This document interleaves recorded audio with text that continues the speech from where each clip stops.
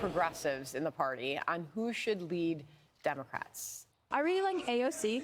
Unfortunately, I would like to see her stand and be more vocal about Palestine. But other than that, I really think that she should be the leader of the Democratic Party, as she is a Democratic socialist. Being also a young person, a young voter, a college student, seeing people like Zohran Mamdani, AOC just gaining so much more footing and so much more recognition in the policy field is very empowering. I think candidates like Zohran Mamdani and AOC are really inspiring to see. They, someone like Mamdani, a Muslim like me, and Zainab here, it's so inspiring to see. And so I think that someone like that. By the way, they're showing these kids to be like, look at how scary and brown the Democrats are. 2028 can carry a lot of momentum. I think people are so excited. So it goes back, Lawrence, to our point earlier about nothing's changed, no lessons learned. Right. It's resist Donald Trump and move as far left as possible in the Democrat Party. AOC and others seem to be still getting the attention. Yeah, and that's where all of the energy is for them. Look, losing stinks. It's the worst. And when you lose, everybody's a loser. You look backwards and you see Kamala Harris and Joe Biden, and they're both losers. And you start seeing them start carping back and forth. And then you look forward and you have AOC and Mamdani and others who are part of the truly radical, crazy left-wing fringe of the party that, say what you want to about somebody like Nancy Pelosi. She was very effective. Isn't that great? Now that there's actual leftist candidates, they immediately went back to glazing fucking Nancy Pelosi, who they used to call a communist radical. Keeping the fringe part of her of her party. Perhaps this is a note for the centrist, center-right Democrats. If they want more popularity from and more of a defense from the Republicans, they should allow the left to thrive in the party. So the Republicans will gladly vote for you. Wraps. As she kind of rides off the sunset, Chuck Schumer is left. He doesn't know what to do. He has no ability to keep this fringe under wraps. And that's where all the energy is. That's where all the excitement is. The problem is when you get outside of the party, there isn't a broad, widespread general. AOC pro-Israel, though. AOC is not pro-Israel, dude. I mean, her decision is her decision to try to separate defensive weapons to Israel from offensive weapons to Israel is fucking stupid. But to say that she is pro-Israel is ridiculous. No, guys, stop. I have literally criticized AOC so much. Please just fucking do the right criticism. Okay? Do the right criticism. Either she doesn't believe that Israel is doing a genocide, and that's the reason why she wants them to have defensive weapons capabilities, or she thinks Israel is doing a genocide, which I have no reason to believe that she doesn't believe that, because she said it on the fucking floor of Congress at a time when it was an unimaginably costly thing to say as a national candidate. Okay? It's the truth, but that should not, make no mistake. It's the truth, and every politician should say it. You're crying because you're scared of chat. I'm so scared of chat that I spend hours upon hours yelling at my chat every single fucking day. It's so funny, people try to fucking be like, Hasan, you do this or you do that because of outside influence or whatever. And it's like, I am an incredibly stubborn person, okay? I need you to understand something. I'm an incredibly stubborn person to a fucking fault. Okay, I do not shelter you from my opinion. I don't do that. I've never done that, and I will never do that. And it is to a fault. I get fucking yelled at quite a bit by my chat. I get yelled at quite a bit from former chatters who now hate me. I get yelled quite a bit by people who fucking despise me and have always despised me because they think my worldview is scary. Okay? There's a couple things you can't say about me. You can call me a terrorist, but you can't call me a liar. Okay? You can call me a radical, but you can't say that I don't work hard and I say exactly what I feel every single day. That is the reason why I'm here instead of on fucking CNN slop serving you liberal talking points. Okay? You don't have to agree with it. You don't have to agree with my opinion. It's my job to try to convince you. It's my job to tell you exactly why I feel the way I do. Cut out AOC, dog. There's no accidental voting in a genocide. I'm not saying that this is not worthy of fucking yelling at AOC over. I'm just not in the AOCIA camp. Okay? You have to, no matter what, you have to judge politicians on a curve. You have to grade them on a curve. Mamdani is a way better Dem progressive representative. I agree. But we haven't seen what Mamdani is going to look like yet. So far, you're right. 100%. AOC is just Pelosi.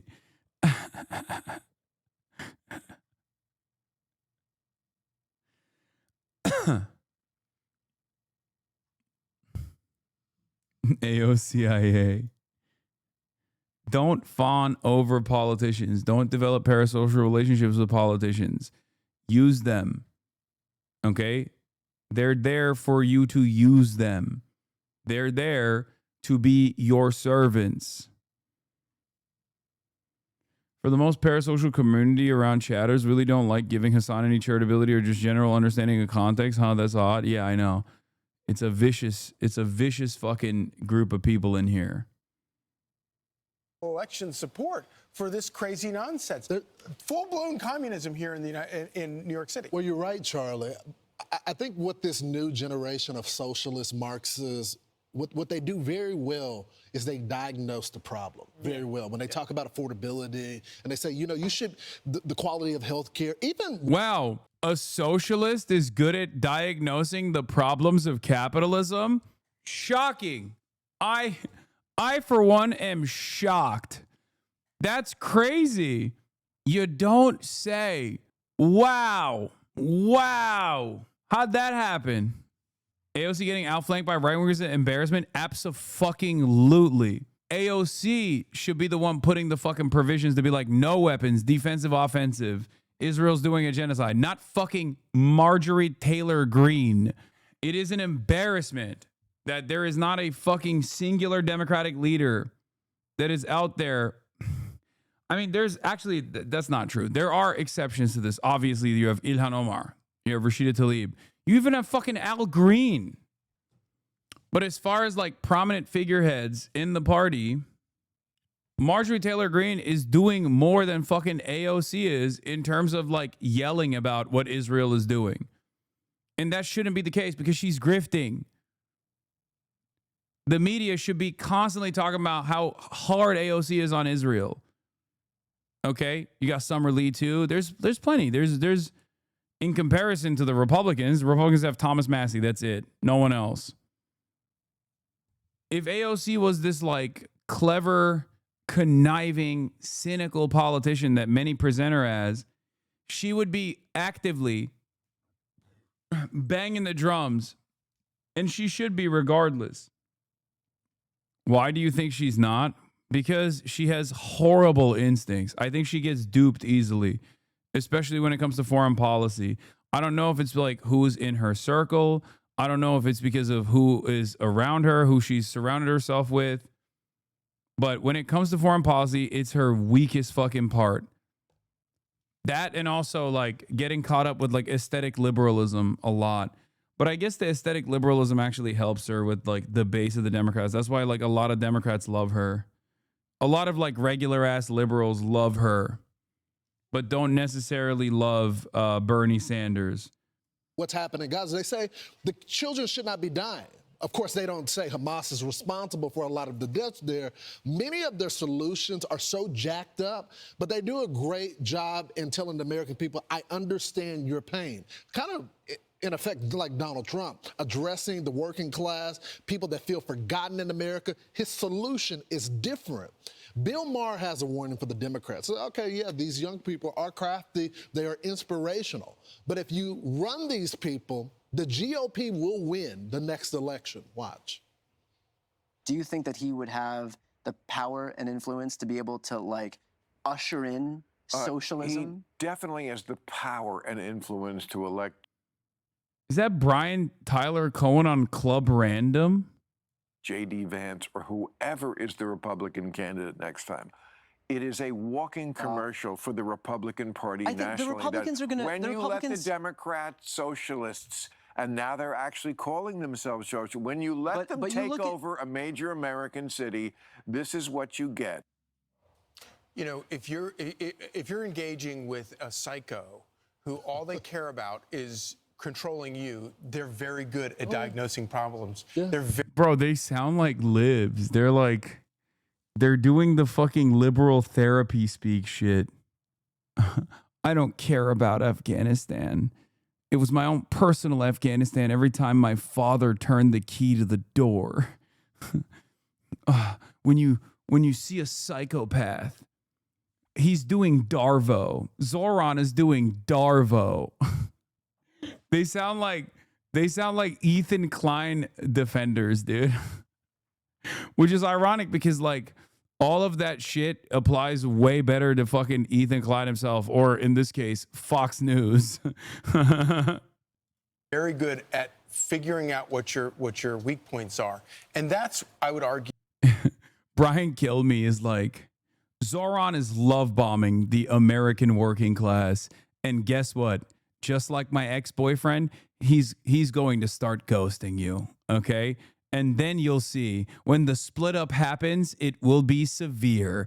And after love bombing you and giving you all of the attention and all the love and having you expect it all the time, he's just going to pull that away. And then you'll see what happens. What a lot of these people are doing. That's right. They recognize that if you can focus on these problems, then you can, use that dissatisfaction to gain power for yourself. right. When I see his face, I think immediately of his pitch for government-run, grocery stores. That'll work out. And I don't think there's any reasonable American who hears that and thinks that that's something that will work for them and their family. But he's winning. And all of the polls right now. Damn, they sound scared, bro. They sound positively scared. What happened? At first, they were, quote unquote, celebrating because Zoran is going to destroy the party. And Bill Maher is saying that too. So why are these guys not excited? Why are these Fox News commentators not excited that Zoran is going to destroy the party? What is happening? If you take Sliwa out of the polling, he still wins. If you take Adams out of the polling, he still wins. If you take Cuomo out of the polling, he still wins in New York City. This is supposed to be the financial capital of the world, and people are willing to elect a... Yeah, it turns out that, well, ironically, there's still plenty of finance people who are also, lower level finance guys who are in dire need of assistance. That's number one. And number two, outside of that, there are plenty of other sectors in New York as well. It's a fucking densely populated city. There's people from all different backgrounds. And guess what? They all like free buses. They want fast and free buses. They want a fucking rent freeze. They like it. Yeah. Guys, I'm beginning to think that the real minority is actually the super wealthy. It turns out there's not that many of them. And when someone can make a convincing case that they're going to fight like hell to improve most people's living standards, people respond positively to that sort of thing. And I cry foul. I think I'm going to blow the whistle on this. I'm crying to the referee. Excuse me, what about the rules? You're not supposed to do that. Come on, talk about how you're a small business. Talk about how your mother was a small business. Why are you not doing that? Why are you not talking about $50,000 in tax credits for small businesses in underserved neighborhoods, especially after you got a college degree from a community college? Why? That was good. Can we get back to that, please? That was much easier to defeat. Now you're talking about how you're actually going to do shit. And it seems like people like that. And it seems like a lot of people, there's a lot more people out there than my favorite people, the only people who should have people status, which is rich people. Socialist. And, I don't want him to win. I hope people wake up. But I think this will be the next mayor of New York. And the question is, what are we going to do about it? Yeah, it'll be terrible for New York City, but Republicans will be able to run on this issue for as long as that guy's around. Yeah. And it's going to be a huge boon for Republicans. Like, make no mistake, Zoran is a socialist, sure, but none of his policies are fucking implementing socialism. These guys are not mad about the scary policies of Zoran. They're like, oh, he's doing socialism. What is he doing? Fast and free buses, already been done. Zoran literally pushed for it. Eric Adams gave in. Okay, rent freeze happened numerous times. Not under Eric Adams, of course. But it's like these guys are fucking freaking out. How is what you do okay and bettering everything? I don't know. I mean, if you hate the Republicans, I played somewhat of a role. This community plays somewhat of a role in the guy that they're talking about getting elected and winning the fucking Democratic primary, and it's pissing off the fucking Republicans. So at least on that end, if you're a liberal and you don't care about anything, you don't care about like fucking real change that will help the American working class, you can at least enjoy the show, you know? And conservatives around the country, and New York City is going to pay their. I will say this finally, when it comes to Bill Maher, it is so refreshing to see, once you remove the TDS, the Trump derangements, how you're able to look at the landscape and think logically. Bill Maher is still liberal. He's still a Democrat at heart. No, he's not. But he looks at the deck much differently now that he's met the president. Can you explain why you criticize the small business support talking point? Because there are look, every small business is not just owned and operated by one person. Usually, when you think about it, let's say the average small business like hires, 2 people. And that's not the only kind of business, obviously, out there. There are much more workers than there are owners of small business in this country. Okay? There are far more workers that work at a small business or work at a big business in this country than there are small business owners. So the policies that you should be implementing should not be focused on small business owners. It should be focused on all Americans. Okay? It's an idiotic rhetorical trap that the Democrats fucking get themselves caught in. Small business, as a talking point, used to only be implemented by the Republicans who are obviously at the behest of big business, but they can't say we love big corporations. So they had to say, oh, we love small businesses. We want to defend small businesses. How do we defend small businesses? By, doing policies that also help big businesses. Now Democrats say it. That's what small businesses is supposed to be for. It's a talking point for the Republicans. He sees what's happening in the country.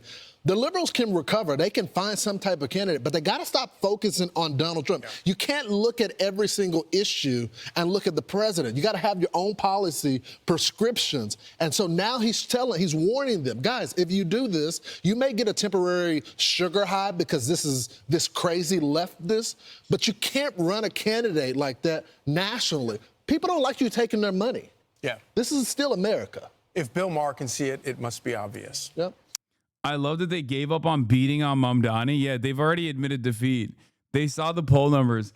By the way, speaking of Mamdani, there was a really funny thing that happened where Eric Adams, where the fuck is it? I need you to see this thing, okay? Eric Adams posted about the Jewish vote in New York City. And I'm sure you guys have seen this, right? There's a couple things I want to talk about with Zoran Mamdani. Number one, the Eric Adams thing. Eric Adams War Room Twitter account. Okay, here it is. New poll among Jewish voters. Eric Adams at 25%. Andrew Cuomo at 21%. Curtis Lewa at 14%. Jewish voters are behind Eric Adams. And if you add all those numbers, it doesn't add up to 100%. I wonder why. Oh, that's right. Because they took out Zoran Mamdani from the poll. It's weird because the plurality is missing from this. Huh. Well, it turns out Mamdani actually has 37% of the Jewish vote in the New York City mayoral polling. Now, I can't get over that. It's so fucking funny, dude. Wow.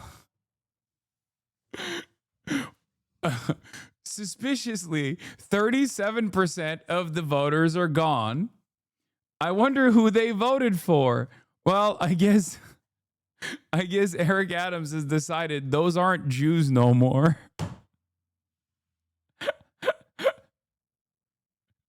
God, I love Eric Adams so much because like even the people that he has hired have the same like the mind of a stupid that Eric Adams has. It's awesome. It's fucking dope, dude. 37% died mid-poll. We can never know their answers. Invented a new way to say the truth. Yeah. No. Oh, you say those Jews must be really anti-Semitic?